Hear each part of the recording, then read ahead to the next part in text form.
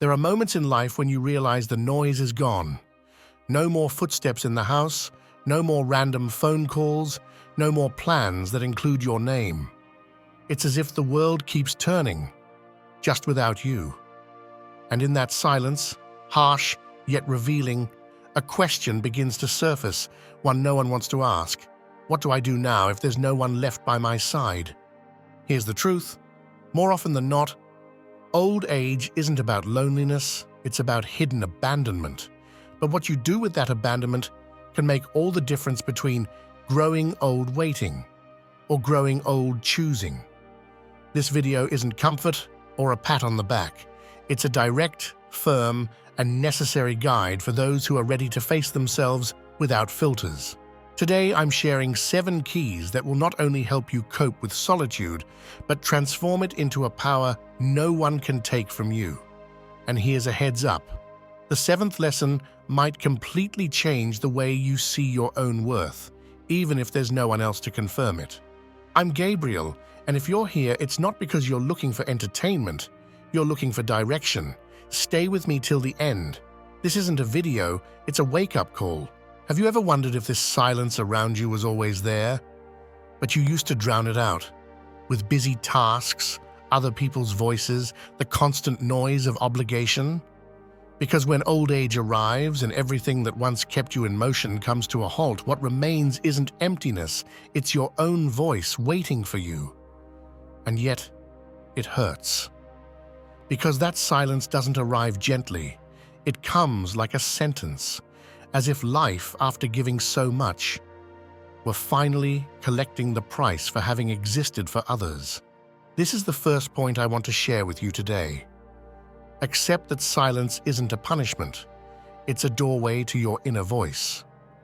And I don't say that as a cheap comfort or a pretty phrase to dress up sadness. I say it because it's the kind of truth that hurts and frees you at the same time. The loneliness you feel now can seem like a bottomless pit. The kids don't call anymore, friends grow old or disappear, and your days feel heavier and less shared. And in the middle of it all, it feels like the world has forgotten you. But let me tell you something. That forgetfulness, if you really look at it, might be a gift in disguise. Because when there's no one left to distract you from yourself, that's when you can finally see yourself clearly. Imagine for a moment that your life has been a temple. For years it was a place full of visitors, children, partners, responsibilities, commitments, expectations. Some came with love, others with demands, many without even asking permission. They all left something behind. But now that temple is empty. And you, for the first time, have the chance to walk through it without rushing, to listen to the echoes that remain, to heal the wounds, and rediscover the sacred within you. This isn't abandonment. It's a meeting with the deepest part of yourself. Marcus Aurelius wrote, "Everything you hear is an opinion, not a fact. Everything you see is a perspective, not the truth." That phrase takes on new meaning when you live through silence. Because then you realize that many of the voices that once guided you were just echoes of fear, duty, and social expectation. But now that those voices are gone, you can finally hear your own. And maybe, just maybe, what your voice has to say is far more valuable than anything you've heard before. I'm not speaking from theory. I'm speaking from what I've seen, from what I've read in the letters that come to this channel. Women who felt lost when they were no longer needed by others, but who ended up finding themselves when they understood they no longer needed anyone's validation to feel worthy. One of them wrote to me recently, "I thought I was alone, but I wasn't. I was with myself, and I didn't know how much I needed me." That simple sentence holds a powerful truth, because many times we feel abandoned when in reality we're being returned to ourselves. Accepting silence doesn't mean giving up. It means recognizing that a new life begins when the noise ends, and that life doesn't depend on others coming back, it depends on you choosing to move forward. Maybe you never had the time, the space, or the permission to ask yourself who you were without everyone else. This is that moment. This is your space. And the silence you feared so much might just be the beginning of true companionship. If silence is the doorway to your inner voice, then the next step is daring to name what that voice wants to tell you without anyone else listening. Because being alone is one thing, but feeling useless, irrelevant, like you have no story of your own, is something entirely different. That's where many get stuck, in the feeling that they only mattered while someone needed them. But what happens when there's no one left to care for, to support, to please? That's when a silent struggle begins between who you were and who you still have the power to become. We've reached the second key point of this video, and it's this: rewrite your story without witnesses, but with honesty. Not because you owe anyone an explanation, but because you need to face yourself truthfully before it's too late. For years, you were defined by the roles others gave you: mother, wife, caregiver, tireless worker. And all of that mattered, of course it did. But many times, those roles felt more like obligations than choices. And when they're gone, you're left alone in front of the mirror, wondering if there's anything beyond those titles. The root of the problem is that we confuse presence with recognition. For decades, you did what had to be done. You woke up early, you cooked, you comforted, you kept quiet. And maybe without even realizing it, you waited for someone to acknowledge it. But recognition doesn't always come, not because you don't deserve it, but because life often doesn't repay with fairness what it was given with love. Stoicism teaches us that we can't control what others think of us, only our actions and our judgments. Marcus Aurelius put it bluntly: do what you must, without expecting applause. But that lesson stings when it hits the heart. And yet, there's something freeing about no longer needing an audience. Because then, your story isn't something you write for others to read. It's something you write for yourself. That's where a new kind of dignity emerges. The dignity of seeing yourself without emotional makeup, without decoration, without needing anyone to cheer you on. Maybe your life has been hard, full of choices that weren't truly yours. But now, they are. And that changes everything. When you don't rewrite your story, the past clings to you like a shirt that no longer fits. You find yourself repeating narratives that hurt, defending versions of events written by others, staying silent out of respect for people who didn't know how to care for you. And that, over time, wears you down. It drains your mind, hardens your body, and sickens your soul. Because nothing is more exhausting than carrying a life that no longer represents you. The good news is, you don't need a stage to rewrite your story. All you need is silence, paper, and the courage to tell yourself the truth. What would you do differently if no one judged you? What part of your story deserves to be told in new words? What decisions could you honor instead of hide? These aren't small questions, they're keys, and you are the only one who can use them. Rewriting your story doesn't mean erasing what you lived. It means reading it again, with different eyes. Eyes that don't judge, don't punish, don't feel shame. And from that new reading, deciding what chapter you want to write next, even if no one else is watching. Because the deepest truth is this: the only person who needs to understand your story is you. And once that happens, everything else loses its power, because you no longer need approval or forced company or delayed recognition. You just need the certainty that your life, even in silence, is still yours, and it still matters. If you've made it this far, you already know that silence can be a mirror, and that your story needs to be told even if no one's there to hear it. But knowing that isn't enough. Because even if you start seeing yourself with new eyes, if you keep waiting for something to change on its own, you'll end up right back where you started. That's why the next step is crucial, because without it, you'll stay stuck in the same place without even realizing it. We've reached the third point in this video, and this is where things begin to shift. Turn waiting into creation, not lament. I say it plainly because too many older women spend their days like train stations, waiting for something to arrive that will give them back their sense of meaning. A phone call, a visit, a gesture that never comes. And while they wait, life passes them by. There's no greater tragedy than wasting your days dreaming about what should happen instead of doing something with what's already in front of you. The mind, when it's not busy creating, becomes obsessed with repeating. It replays old wounds, conversations that never happened, unspoken resentments. That constant repetition wears you down emotionally, and over time, it creates a sense of uselessness that drains your spirit. The Stoic approach here is simple, but radical. Make each day an opportunity to build something, no matter how small. Marcus Aurelius wrote in his journal every morning, not for others to read, but to bring order to his soul. You can create too. You can write, plant something, learn a new skill, move your body with purpose. The visibility of the result doesn't matter. What matters is that you stop waiting and start living your time. The difference is immense. Think of a woman sitting by the window, waiting, and another one, living through the same circumstances, who chooses to go for a walk, take a deep breath, notice the change in the air. The first remains frozen, hoping for something beyond her control.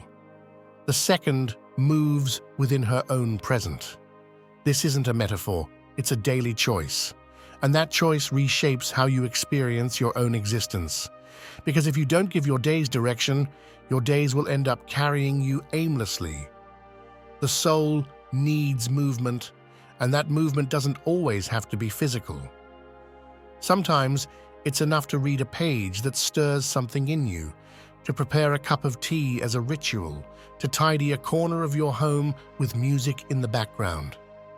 Creation doesn't need a stage, just your presence.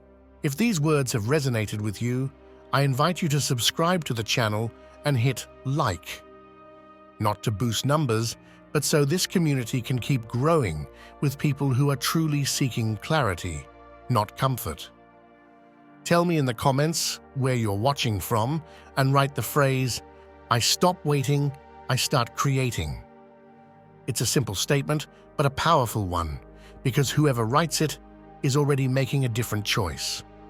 And stay with me, because the next lessons are not just necessary, they're urgent. And the final one might help you understand why, even in the deepest loneliness, your worth doesn't disappear. On the contrary, it reveals itself. If turning waiting into creation is a way to reclaim your power, then the next step has everything to do with how you inhabit the body you're creating from. Because there's no use waking up your mind if you're still living inside a body you carry like a burden, filled with resentment, neglect, or resignation. And that brings us to the fourth point of this video. Make your body a sacred space, even if no one else sees it. That phrase might feel uncomfortable because many older people have been conditioned to see their bodies only in terms of function or appearance. When they were younger, the body was a tool for working, caring, attracting. And as they aged, it became a burden, slow, fragile, aching, undervalued. That shift, often silent, creates a devastating trap that few dare to name.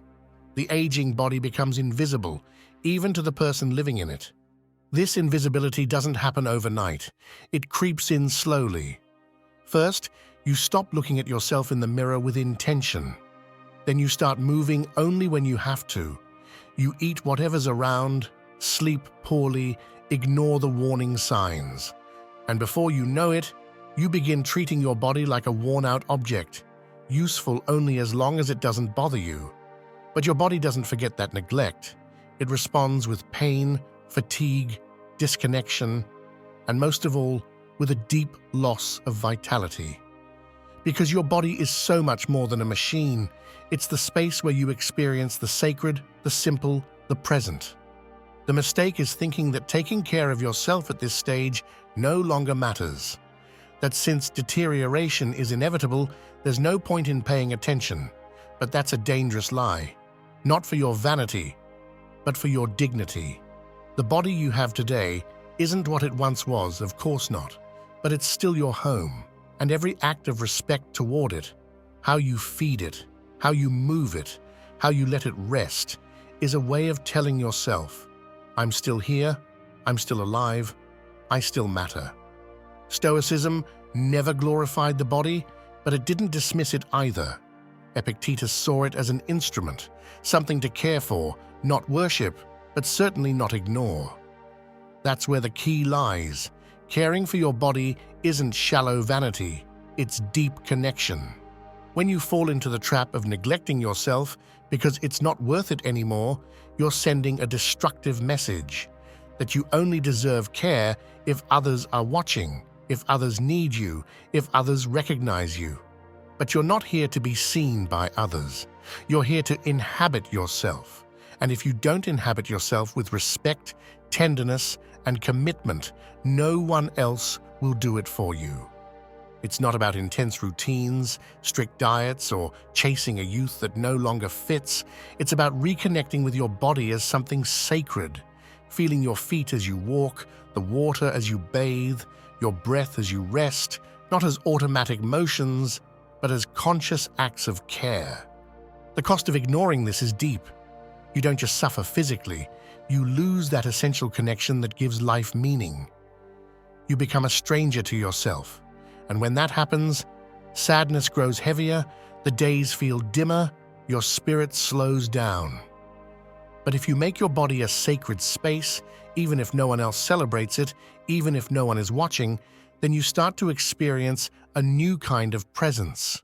Not to be liked, not to be seen, but to live with the dignity only you can give yourself. Because every step you take with awareness, every meal you choose with care, every night you choose to rest well, is a silent affirmation that your life still has worth. And at this stage of life, that's more powerful than any applause from the outside. We've reached the fifth point in this journey, and it needs to be said clearly and without hesitation. Learn to distinguish between true companionship and emotional consumption. Because at this stage in life, what hurts most isn't always the loneliness, it's the confusion between genuine affection and relationships that only exist because someone wants something from you. And that confusion can drain you more than any abandonment ever could. Why? Because you keep giving your time, your energy, your attention to people who aren't there out of love, but out of convenience. People who show up only when they have a problem, when they need a favor, when there's no one else to turn to. But when you need something, a kind word, a visit, a simple gesture of care, silence is your only answer. This mistake doesn't happen all at once. It starts with a need, the need to feel useful, to keep a bond alive, to believe you're still part of something. You take calls that are nothing but complaint sessions. You receive visits that leave you more tired than grateful. You accept affection with conditions, love that only flows if you meet their expectations. And you allow it because you tell yourself something is better than nothing. But that's not true, because that something slowly wears you down. It makes you feel guilty if you ever dare to set a boundary. And worse, it convinces you that you don't deserve a healthier kind of love. Staying in these types of relationships comes at a high price.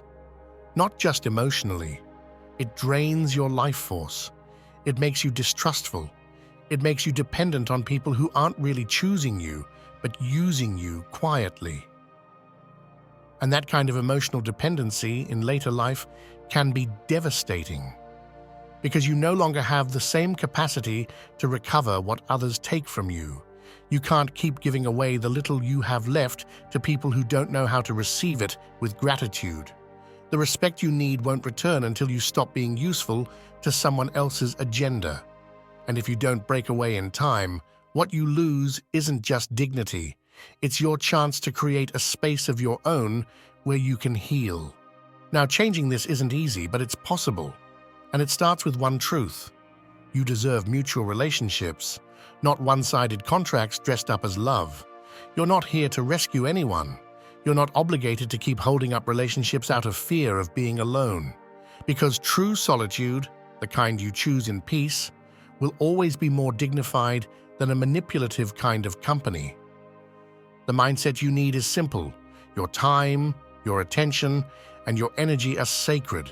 They're not to be begged for, loaned out, or given away to anyone who won't care for them. If someone wants to be in your life, let them show it with actions. And if not, let them go. Not with hate, but with clarity. I know saying this can hurt, especially when the relationships involved are with children, grandchildren, or people you love deeply. But love doesn't justify constant self-abandonment. You weren't born to be endlessly available. You were born to live. And if you're surrounded by people who only come around when it suits them, you're not really living. You're being used, gently, with affection that may seem real, but used nonetheless. That's why, if there's one thing you can do today, it's this. Take a moment to examine your relationships closely. Ask yourself what they bring into your life, and decide, without fear, which ones are truly worth your time, and which ones no longer are. Because respect is not up for negotiation, not even with the ones you love the most. After breaking free from the relationships that only drained your energy, there's often a moment of emptiness that can feel overwhelming. It's that point when you ask yourself, now what do I do with my days? Because it's one thing to say, I no longer want relationships that exhaust me, and something entirely different to live in the silence that remains when you stop living for others.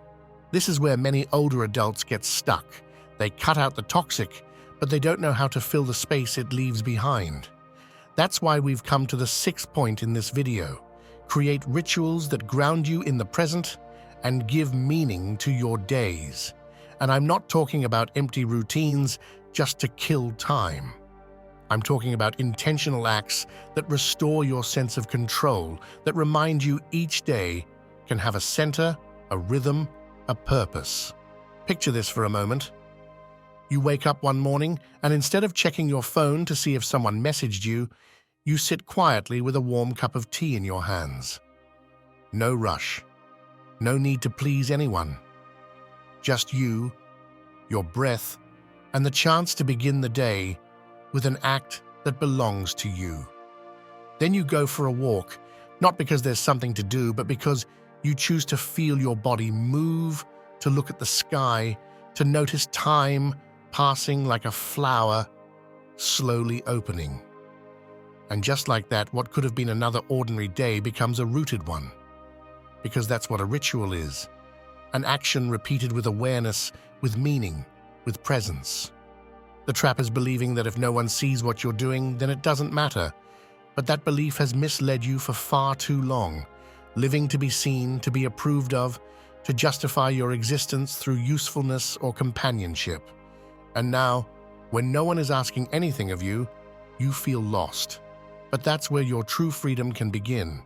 Because now, finally, you can build a life that doesn't revolve around what others expect, but around what you choose to honor. The problem is, if you don't create your own rituals, routine will take over. And routine without meaning is an invisible prison. It doesn't kill you all at once, but it slowly dims your light. Every day feels the same. Every moment feels pointless. And little by little, you stop feeling that your life has worth. Don't be fooled. The frustration you feel isn't just from being alone. It comes from not knowing what to do with your time, from looking back and not finding anything that truly felt like yours.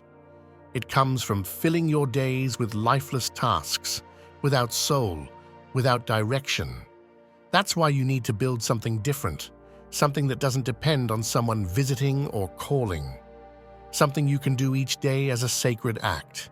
Reading, writing, praying, walking, cooking with intention, whatever it is. But with one condition, do it with presence, with purpose, with the certainty that even the smallest act can be an expression of self-respect. Because if you don't, if you keep letting your days repeat like shadows, there will come a time when even you won't know where your life went. And that is more painful than loneliness. That's the forgetting of yourself. That's losing the inner voice you worked so hard to reclaim. So do it.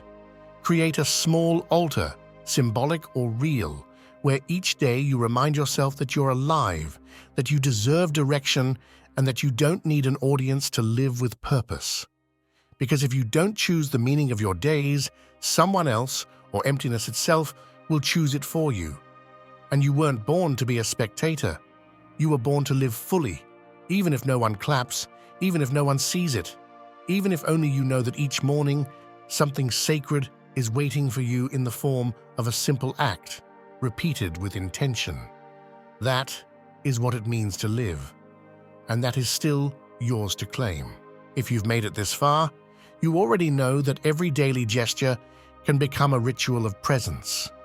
But there's something deeper we need to face, because no matter how many routines you change, how many boundaries you set, or how much you reconnect with your body, none of it will hold if you don't understand a truth that many refuse to accept. No one is coming to give back what you lost. And no one can give you the worth you don't recognize in yourself. We've reached the 7th point in this journey, and it may be the hardest to embrace. Affirm that your worth does not decrease because others are absent. It's an uncomfortable idea because we live under the illusion that our value is measured by who loves us, by the relationships around us, by the attention we receive. But the truth is different. There are people surrounded by family who still feel empty, and others completely alone who walk with dignity because they've learned not to depend on the scraps of affection the world sometimes throws around carelessly. Think about this.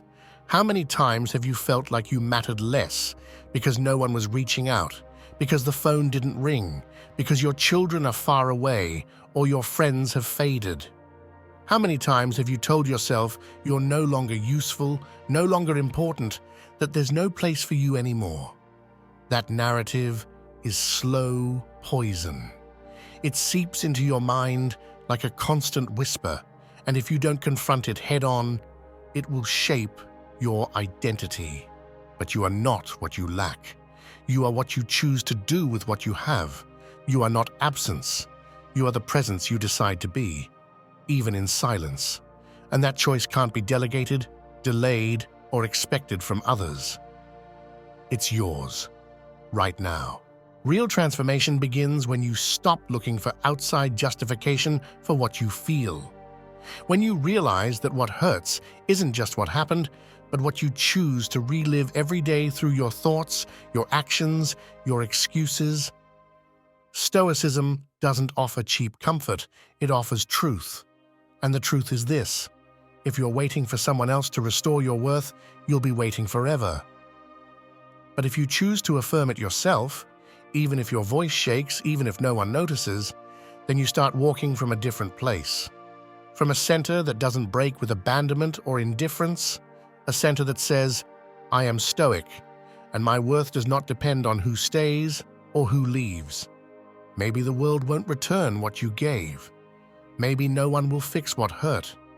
But you can choose not to live your life waiting for emotional justice from people who couldn't or wouldn't see you. You can break the cycle. You can look at your story with resolve and say, I no longer define myself by others' presence, but by my own awareness. That isn't resignation, it's power. And that power at this stage of life can be more transformative than any gesture from the outside. Because there's nothing more revolutionary than a woman who no longer needs to be named to know she exists, who doesn't wait to be seen to choose her dignity, who doesn't beg for company to remember her worth. That woman, even if she walks alone, is never empty, because she's filled her soul with the one presence that will never leave, her own. If you've made it this far, then you already know. This isn't a video for entertainment, nor for offering half-hearted comfort. It's a firm invitation, perhaps the most uncomfortable one you've received in a long time. Because what we've said today can't be unheard without consequences. You now face a decision that cannot be delayed. Either you continue living as a spectator of your own life, waiting for something that never comes, or you take full responsibility, no excuses, for what you can still build. And that decision, though it may seem small, is what separates those who merely survive in silence from those who, even in old age, still choose to live with purpose. Not everyone dares to look so closely at the cracks. Not everyone can handle the rawness of a truth that doesn't sugarcoat reality. But you're here. And that already says something. It says there's still a part of you that hasn't given up, that there's still a voice, quiet as it may be, that refuses to disappear. I invite you to share your country in the comments and write the phrase, "My presence has value." Because if this message has resonated with you, you deserve to affirm it boldly. You deserve for that phrase not to stay locked in your mind, but to be written, spoken, and turned into direction. My name is Gabriel, and this space exists for a clear reason: to offer clarity when everything feels confusing, respect when everything seems disposable, and dignity when life leaves us in silence. The Stoic Garden is not a community for those who wait. It's a place for those who decide, for those who, after years of giving, are finally ready to receive something different: direction, clarity, and truth. Subscribe if you haven't already, because we don't sell illusions here. We speak as adults, out of experience and exhaustion, but also out of possibility. And if you know someone, a sister, a mother, a friend, who's surviving in silence, share this video. Sometimes one sentence is all it takes to move what's been stuck. On screen, you'll see 2 more videos that can help you continue this journey. Don't stop here. The conversation is just beginning. What comes after this video, if you choose to apply it, isn't magic. It's transformation. And that, at your age, with your story after all you've lived, is still possible. Because you're still on time. And your time, even if it feels short, is more valuable now than ever.